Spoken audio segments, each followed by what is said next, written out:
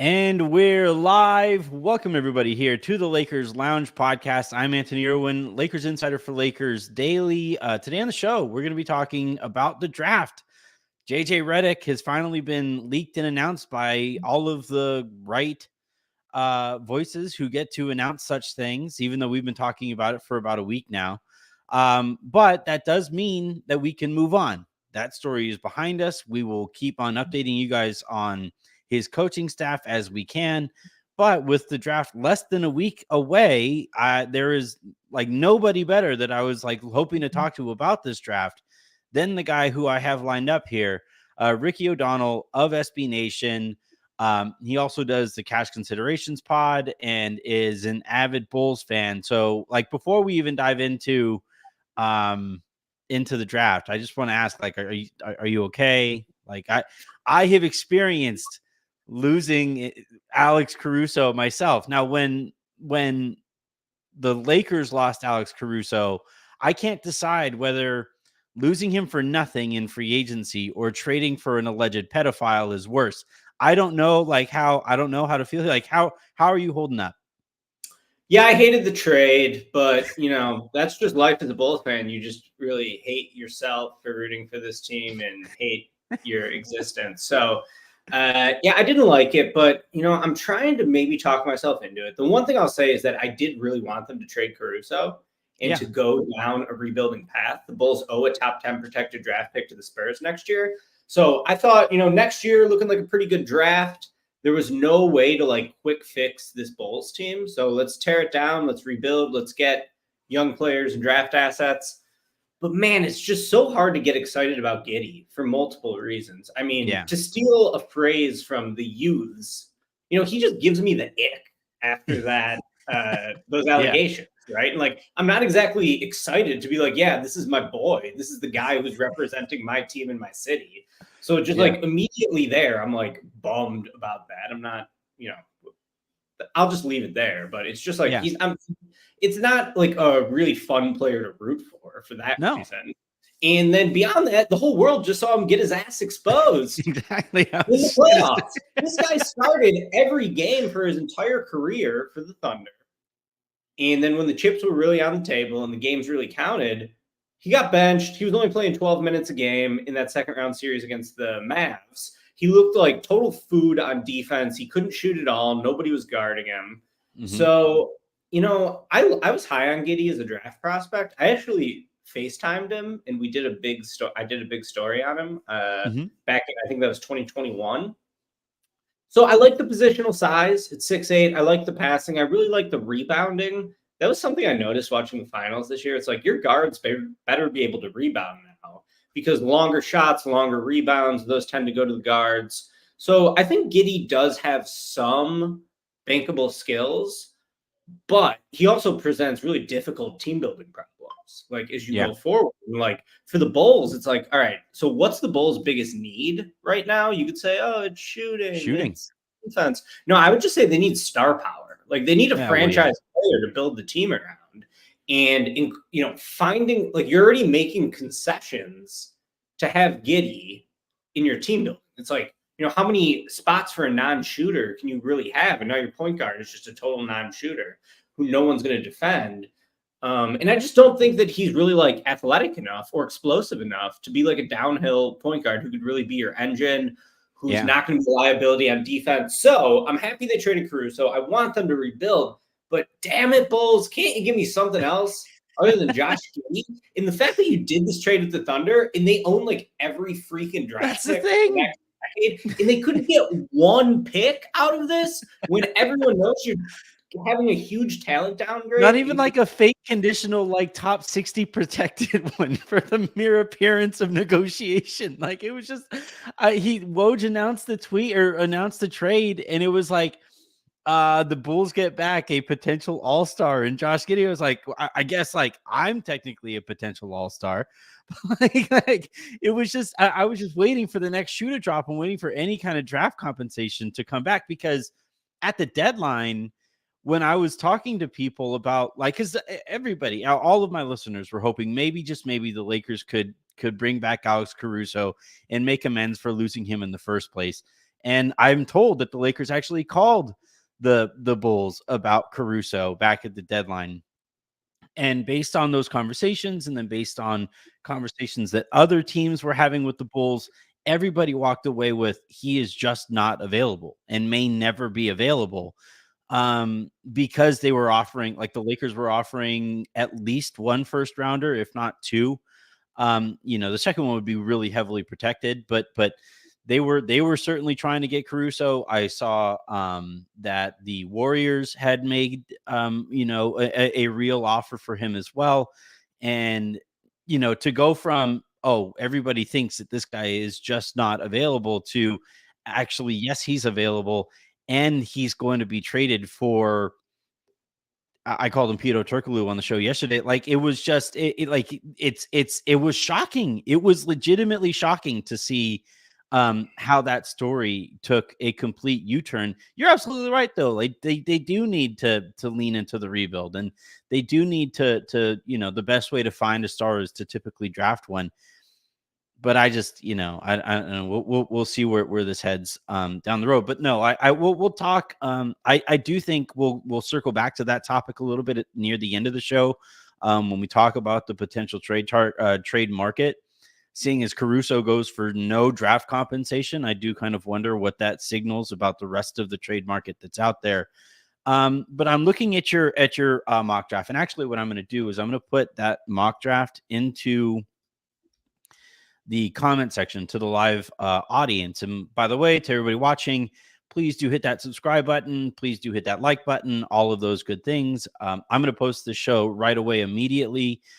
So to those of you who are listening to this show via podcast, please do subscribe everywhere you get your podcast, preferably on Odyssey. But I am looking here at the mock draft, and the first thing that stands out to me is Clingan. Donovan Clingan you have him going first overall. I haven't seen that really basically anywhere. Most of the mocks that I have seen, granted, my attention has been very much focused on this JJ Redick situation. So I'm operating from a point of weakness and ignorance here. It's just normal, but still, Donovan Clingan going first here in this draft is kind of surprising. I didn't think, when I was watching him, I didn't think of him as a top pick in the draft. Does this kind of signal that the draft itself is really kind of a wild card here? Yeah, for sure. Just at no point in this draft cycle has there been a consensus number one player. And the Hawks jumping up from 10 to 1 and having their own team building issues only complicates that. So I think most of the buzz has been on Zachary Richeche from France as someone the Hawks could be targeting, Alex Sarr, who they can't get in for a workout, or Clingan, who they apparently want to trade down and draft. So I thought about going with Richeche for the first pick here, but Richeche to me just never really passed the smell test, as this guy is going to go number 1 overall. He just doesn't really have the shot creation ability that you normally see in a perimeter player who goes number 1 overall. He's much more a complementary piece. Now, I know the Hawks have scouted Richeche quite a bit. They went to watch his playoff games in person when he played really well. They brought him in for a workout. But, the thing with the Hawks is that they owe an unprotected first-round pick to the Spurs in 2025 and 2027. So, I mean, you don't want to be the team that gives up the Cooper Flag pick. Yeah. The defense for the Hawks has been terrible every year since they've had Trey on the team. So, if you're going to build around Trey, what sort of pieces do you want? And I think it does make sense to just get a massive rim protector. And Clingan's massive. I think he's got a 7'7" wingspan, 280 pounds. So he'll be one of the heaviest players in the league next year. And he just has a projectable NBA skill set in terms of being a drop coverage rim protector. Yeah. So that's what his game is going to be. Typically, I like big men who have coverage versatility and can play different types of styles. I like bigs who can shoot and pass. Clingan is a very good passer, and maybe the Hawks will eventually use him as a half-court hub, but I'm skeptical he's going to shoot it. I do think that he should be a impactful defender, and his all-around impact numbers. I think by BPM he was the second best player behind Zach Edey last Mhm. year. It's just one advanced stat impact number. Also, just finished really effectively inside. He's not a great athlete. Part of that's because he's 280 pounds. How are you supposed to run and jump when you're that Yeah. heavy? But I think that there's a chance he goes number one just because if the Hawks decide that's their guy, then like you can't really trade down too far and still get him because he could go 3 to the Rockets. Who knows? You could even go 2 to the Wizards. I would expect them to take Alex Sarr, but you never know. And then, yeah, like someone else could also trade up for him too, because he has had quite a few suitors apparently in the pre-draft process. So I went with Klingon number one. I think it's him or Ricochet most likely for the Hawks in that Mhm. spot. I wouldn't be surprised if we see a trade. I would be fascinated to see like what type of draft compensation is exchanged for the first pick For the this year first because overall pick. it's not a highly coveted pick at all. So Mhm. yeah, I went Klingon, but we'll see. Yeah, it was funny. I was watching that final between UConn and Purdue. And I was watching and I was thinking to myself, like, historically speaking, Edey and Klingon would go 1 and 2 in the upcoming draft. Just that's just how, like, up until I would say, what would you think? Like the mid 2000s, maybe 20, like the last year that Roy Hibbert was good, I would say. Is like up until that point, you would just think that like the starting center and the consensus kind of best player in college basketball and Zach Edey would go first overall, and then Klingon would go second because he his team beat Edey in that national final or whatever. And you would just kind of like that's how it would normally play out. And I was just thinking to myself, like, I don't know if I really believe in either of these guys long term. They're both really big, and Klingon's passing ability. I trust you on these things. So if you're telling me that you think he has passing ability, I'm not going to sit here and tell you that he doesn't. But I was just watching. I was like, they both look so slow. But then, even on that point, you look at some of the players that you have to defend and deal with in the paint nowadays. And I think it really does work to your benefit to have a giant person who is really hard to move in the paint, both offensively and defensively. You're going to have to deal with Jokic at some point. You're going to have to deal with that Minnesota Timberwolves front court at some point. Maybe it does kind of make that kind of benefit. And so I was thinking from the Lakers perspective on prospects that I have my kind of eye on. I was thinking maybe the center spot makes some sense here, having seen the success that Derek Lively has had as a rookie at that position, playing a relatively narrow role. Maybe that makes sense for the Lakers. And I noticed on here, Deron Holmes would actually be available for like according to your mock. He is like he's that guy I think that draft Twitter has really kind of clinged on to. His spectrum in terms of where he might go is really, really wide. I can't really get a feel for where he's going to go. He is actually represented by Austin Reeves and by Colin Castleton, the same agent. And sometimes that plays a role that agency likes to have their guys kind of in that on that same team. What are your thoughts on Holmes? I like what do you see from him? How do you feel about how it might play out for him?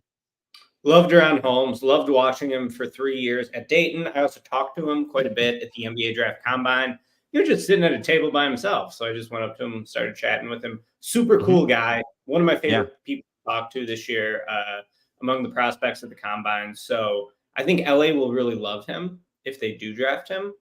He is a tweener in a sense where like those guys, you would think that term doesn't really get used a ton anymore in No, today's it doesn't. game. Mhm. I would still call him a tweener though, because he kind of has the game of a big man. He's really good at doing big man stuff, like as a roller, a lob finisher, a vertical spacer. He's really good there. He can protect the rim. He's athletic, but he's just a tad too small to be an NBA center. I don't have his measurements off the top of my head, but I want to say he's something like probably 6'10" and with like a 7-foot wingspan or maybe a 7'1" wingspan. So I think he's like, he doesn't have a super bulky build. He has like a lighter build. Well, the big improvements in his game this past season for Dayton is that he really got a lot better as a ball handler, as a shooter, and as a passer. So he started to flesh out more of his perimeter skill set. And I think that now he's someone who, when I have mocked him, sometimes it's been to the Nuggets at the end of the first round. You were just talking about my recent mock draft. That was basically off what I think is going to happen in the draft. But the week before, I did a mock based off what I would do with every pick, just in case the NBA needs advice from a middle-aged blogger who never played the game at a high level. Hey, look, man, the Lakers are currently, their head coach is a podcaster, is a former podcaster, a little more experience than you and me, but just in case, Yeah, crazier things. But I put Holmes at 16 to the 76ers. So I really like Holmes. I think he'd be a good pick for the Lakers. Could they play him alongside AD? Like maybe if his jumper keeps developing. I think that he should offer really good interior defense, and he just like plays through contact really well, which I like. And he can, dribble the ball a little bit from the top of the key to the basket. So he was just awesome. For multiple years, he was one of the best players in college basketball. I viewed him as a prospect last year after his sophomore season. He decided to return, was basically unstoppable this past year. Like, he was closer to a top 5 best player in college basketball than a top 10 best player, I would say. Wow. Just following college hoops. So, really productive, good tools. Is he going to shoot it enough to play the 4? Is he really big enough to play the 5 in the NBA? Those are the questions teams have to ask themselves. But at the end of the day, he's still like a big guy. He is, obviously at that size, he's going to have NBA level size. Whether or not it's NBA center size can be debated. But I really like him. And I think that whatever team drafts him, they're going to fall in love with him quickly. The other player that I've heard that the Lakers have liked, I believe they worked him out individually too, is Tristan da Silva. He's another kind of like, basically, I'll tell everybody my process here. I do not make any grants. Like I believe in my own limitations in this industry. And there are people who do draft stuff a lot better than me. And there are entire like sections of Twitter that just, they do this all year long. And Ricky is kind of an alien in that you do this all year long, but you also have these focuses on other sports as well. I legitimately don't know how you find the time and energy to do it all. But like so essentially what I'll do for my draft prep is I'll just see like whose name pops up the most often. It's completely anecdotal. It's not particularly scientific. And I'll just see whose name pops up among those people that I follow. At Canyon Driver on Twitter, if you guys like a Lakers fan who does this, Mike is incredible at this. You and I both know Brian, who used to be at Cosmos on Twitter. I think he's just Brian at Brian JNBA nowadays. He's a mutual friend of ours. He is an encyclopedia on this stuff. And then obviously the people that Ricky has his focus on. And, the name that has popped up, I would say the most among that kind of group is and others is Holmes, but Tristan da Silva has also came up quite a bit. What could you tell me about his game? Yeah, I think he is, potentially ready to contribute minutes earlier than a lot of the other guys in this class because he's a 4-year college player and he's tall, about 6'8", and he can shoot.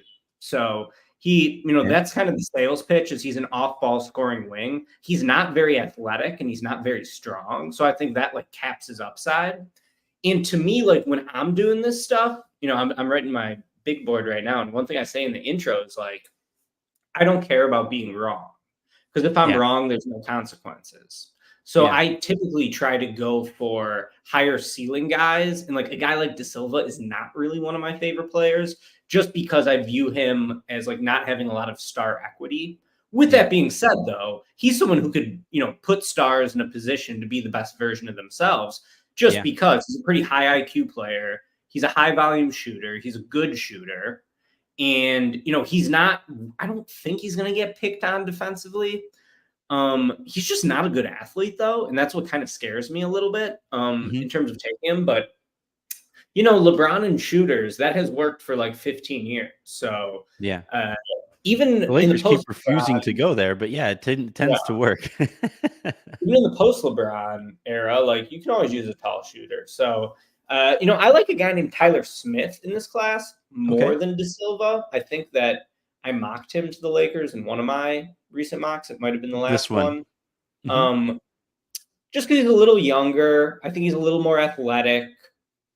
But maybe if it really comes down to the shooting, De Silva may be a better shooter. So I kind of like De Silva. I know Mike likes him a lot, our boy Canyon Driver, and I would trust his evaluations, more than mine even. But De Silva, I think De Silva's solid, but he's not going to change your life as an NBA fan. But you know what? In a bad draft, you got the 17th pick. Don't you just sort of want someone who could soak up some minutes? He's a solid guy. Hit some threes. So in that regard, I could see the argument for De Silva being a good pick for the Lakers at 17. He sounds a little bit like Kuz. Kuz was a pretty good athlete, I feel like. But he didn't like blow me away as an athlete when the Lakers drafted him, and he eventually became a pretty good defender, but like a long quick release shooter. I worked okay. Kuz won a championship with the Lakers. I'd be okay with that. The other name here that has come up a ton that I look, if he somehow fell to the Lakers, I would be thanking the heavens above. But Ron Holland, could you just try to sum up what has gone on here with Ron Holland? You actually wrote a great feature on him, I believe, too, right? Why does this guy, who was at one point one of the absolute top prospects in the sport, why is it that Lakers fans think that they have an even minimal chance at him at 17? Yeah, I wrote a big feature on Ron Holland. You can check it out at sbnation.com. I'll find that and I'll put that in the chat too. Yeah, and talk to his high school coaches there. So Holland came into this cycle projected to be a top 2 pick. And mostly just had a reputation as always being a great winner at the high school level. Won a shit ton of games for Duncanville High School in Dallas. Won 2 gold medals with USA Basketball and was the best player on those teams, or the second best player. And then went to the G League Ignite, and this player who had been sort of defined by winning always just went 6-44 as kind of the best player on the Ignite. The Ignite were so bad, the NBA shut them down because they were just like, this is humiliating that we have this prospect team and all their stocks are going down and they just, can't get a win. So I think that Holland was just overmatched in the role that the Ignite put him in. Typically, he was someone who was always playing off better players. He played in high school with Anthony Black. He played, as a junior when Black was a senior. Anthony Black, you can only imagine he was just a killer high school player as he was, really good freshman for Arkansas too. And so Holland, they basically just gave him the ball. The Ignite didn't, just ask him to create everything for himself. And he's 18 years old. He's going to be 18 years old on draft day still. And he just didn't have the chops to do it. He was not great in that role, but there's a lot of skills he has that, I view him as a top 3 overall player in the draft. If Lakers fans want him at 17, I want him for the Bulls at number 11 too. And I do think it seems like there's a decent chance he could be there. Because the NBA is a bit more risk averse. And Holland, he can't shoot at all. He's never been a good shooter. He shot like shit with the Ignite. I think he made under 25% of his threes. He wasn't a very good free throw shooter. And he kind of has the game of a 4, but the size of a 3. So I think he has good size. He measured 6'6.5" barefoot, 6'10" or 6'11" wingspan. But, if you play let's just compare him to Aaron Gordon. If he has that type of skill set, and if all right, we need him to at least become as good of a shooter as Aaron Gordon became. Yeah. Well, Gordon's just bigger and stronger, just in terms of being an athletic freak chaos. Yeah. So I think that handicaps him a little. But I think that Holland has legit star upside, and this draft doesn't have a lot of those guys. So that's why I view him as a top 3 player. And I guess the sales pitch is just incredible defensive motor. I think that's a skill at the NBA level. I mean, this guy 100% is, yeah. Going to win every loose ball, going to win a bunch of, 50-50 balls. Really good help defender and has great recovery tools when somebody gets beat, whether he gets beat or one of his teammates. Like, he's just a freak athlete who can explode off the ground, be super fast to the ball. So I think he's going to generate a ton of takeaways. And even in the Ignite, he was like 3rd in the whole G League in steals as an 18-year-old. So that's pretty impressive, I think. And then just like his downhill slashing is awesome too. Like, he has a super quick first step. He's very fast off the floor, and he has good body control in the air, so he can really attack the rim. He's just such a bad shooter. And, there's only so many spots for those guys in the league. But, it's kind of funny. And when I was doing my research on him, I realized he was born on my 18th birthday. So that just shows how young this guy is. Wow. The 2005, July 2005 birthday. And I think that, like, no one's going to ask him to create offense. It's an 18-year-old or 19-year-old in the NBA. Like, he's going to be in more of like, especially on LeBron's team. If the Lakers somehow got him, energy guy, wing stopper role. And I think he's going to like create a bunch of transition opportunities. He's sick in transition. No one can catch him. He's so fast. He jumps from super far away and like hangs through the air and finishes. So I really like Ron Holland's game. I think he just makes a lot of winning plays. Now he's being defined and labeled as a loser because the Ignite just couldn't win a damn game the entire season. So yeah, I really like Ron Holland. I think whoever drafts him, I'm giving that pick an A in my draft grade. So if you want an A from me, draft Ron Holland.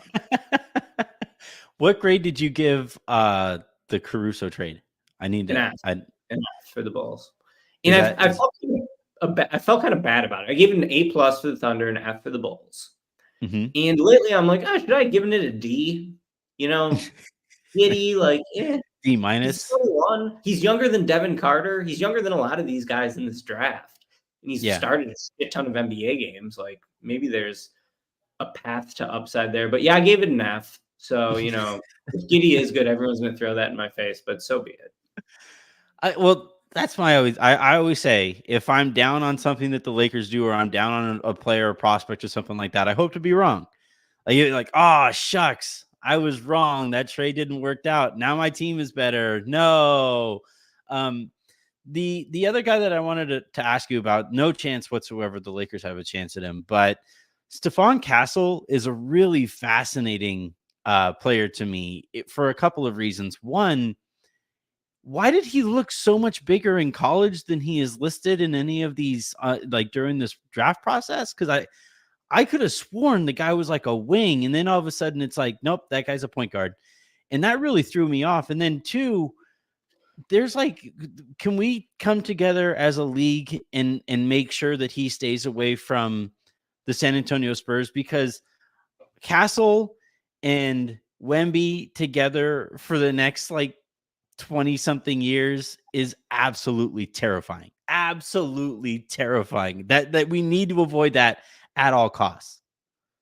Yeah, I like Castle. Castle is another guy who just can't shoot at all. Yeah. Like, if it's him versus Holland for who's going to develop into a better jump shooter, that'll be a really interesting thing. Like, can one of them develop? Are they both going to be terrible shooters? Guys shoot poorly all the time when they're 18 or 19 and then develop. So I think it's possible. To me, if you want like a good archetype of a player for Castle, like Marcus Smart, maybe super high-end outcome might be Drew Holiday, but obviously like he's a hell of a player. So that's like a pie in the sky outcome, but that's the kind of player he is. I would say he's a wing for sure. He measured 6'5.5" barefoot, 6'9" wingspan. To me, he's not like a driver of offense. Like, I don't view him as like an athletic rim attacker at all. That's why I view him more as like a connective wing, a guy who can run some offense, but shouldn't be your primary driver of offense.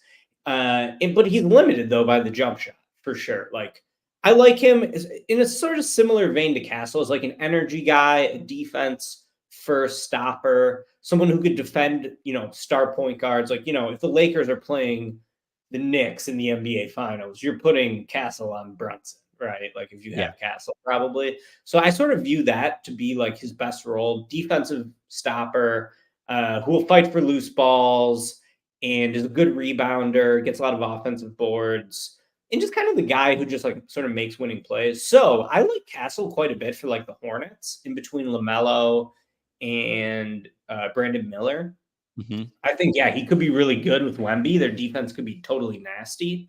And if Wemby starts shooting, like for real, which I think he probably will, then Yeah. you could accommodate a shakier shooter like Castle. So, um, yeah, I mean, Castle's a pretty good prospect. I'm torn on where to put him in my overall list. I'm like, should he be ahead of Bazelis, behind Bazelis? I mean, there's just like a lot of these guys are kind of in a similar tier to me. So Castle is in that probably the second tier of prospects, I think, and he's a legit top 10 pick. And I thought he was the best prospect on UConn, even ahead of Klingon, and Klingon might go number 1 overall. So there you go. It's funny with this draft class being in this specific time and space, in that I think the league is really realizing, because of this new CBA, that like you're probably a lot better off taking somebody with your draft pick and hoping that they work out, because it's such a financial advantage on your cap sheet to have somebody on a rookie contract, whether it's a first round or second round rookie contract, and have them helping your team win, than it is to go out and trade for somebody who has been in the league for a little while. It kind of feels like the NFL, or even I think we might even be heading towards an MLB type of situation, where guys are getting ready to sign their like second big, MLB contract, and teams are like, well, no, we'll just go with the prospect here, who we've made sure has only spent so much time in the league, and we don't have to pay for another 7 years. What do you think about the trade market? Like, I am somebody who pays very close attention to the impact that trades have on other potential trades, and the impact that trades have on potential trade negotiations between teams. And we saw one end of the spectrum here is the Gobert trade, where after that, anybody who was trading any player who could help you win at all was asking for 5 first-round picks, because look what they got for Gobert.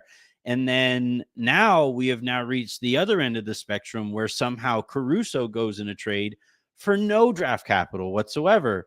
And I would imagine anybody who was looking for win now help is going to be like, well, Caruso was just an all NBA defender, is that team's highest impact player. He goes for no draft capital whatsoever. Do you think that, like, with the CBA and that potential impact on the trade market, like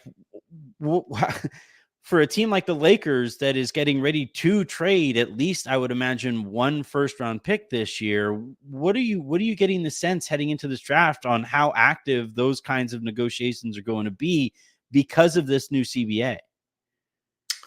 Yeah, I think, a lot of these contracts around the league were signed before the league agreed to this CBA. So that's one thing with like the Bulls and Zach LaVine. It's like they didn't know the new CBA would be this punitive to having like higher payrolls. So now I'm like factoring that into like, what the Bulls could get for LaVine. I do think it's a factor for every team, just because you can't have a lot of salary on the books anymore, or you're going to like lose some team building tools. So Yeah. I would expect this to be a busy offseason with trades. Like last season wasn't really a busy offseason. Like we got the Dame trade late. Everyone knew that was coming. It Mhm. triggered, Drew as a follow-up trade to that. But I just feel like more teams are at the end of their rope this year than they were last year. And that Mhm. will embolden some teams to really go for it. So, especially in the West, like maybe it's more wide open than we thought. Are you scared of the Mavs next year? Like, certainly they're a good team. You're scared of Luka in the playoffs, but like, it's not like the peak Warriors where you're not going to want to compete with them. Like, there's probably Yeah. 8 teams in the West who are like, we could beat the Mavs. Bring it on. Like, Yeah.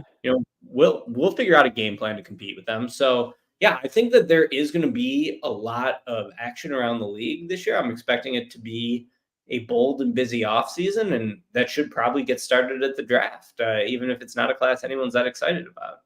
I mean, shit, we got this trade a week or days before the draft, right? The Caruso trade, it's kind of rare that we do get those pre-draft trades mere days after the finals end.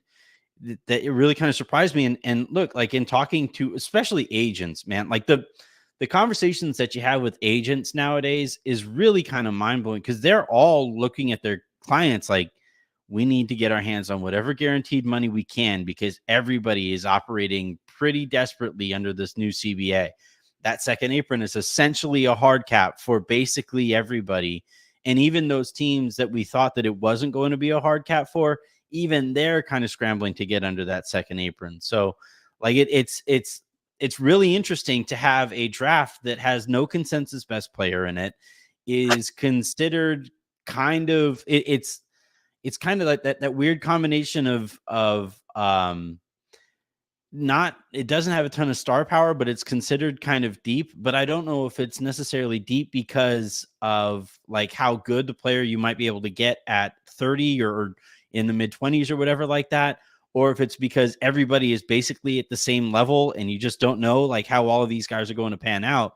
So to have a draft that has so much unknown at the same time that everybody is operating in this new landscape of the NBA where it's trying to be the NFL with so much parity, I think I'm 100% with you. Like, I think this is going to have a whole bunch of trade talk and movement and stuff like that. The type of names that you're hearing about that could be moving is kind of wild, really. Caruso was somebody who went from not tradable to traded in before the draft even started. I think that really kind of signaled a crazy offseason ahead. And I'm going to let you get back to preparing for that offseason and preparing for this draft, Ricky.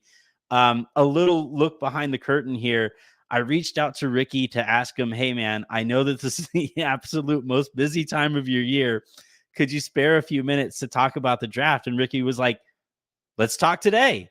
And it's such a perfect summary of what it's like to work with Ricky and to know the guy. So I greatly appreciate it, man. Great work on this mock and that Ron Holland feature as well. And anything else that you want to plug before we get you out of here? No, not really. I mean, I got to get to work on a 2025 draft board, which I'm going to publish, the day after the draft. I do that every year, day after the draft, here's next year's look.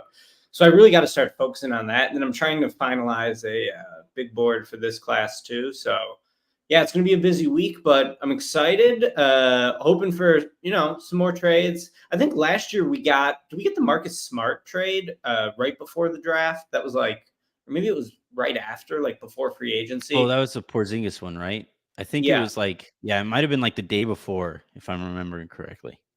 So I'm expecting there to be some more fireworks. Like, the Bulls started it off by making a terrible trade. What more do you need in the unofficial start of trade season? So yeah, let's do it. The Bulls are like some fart gun to start the race. Just and they're off with Bulls getting fleet.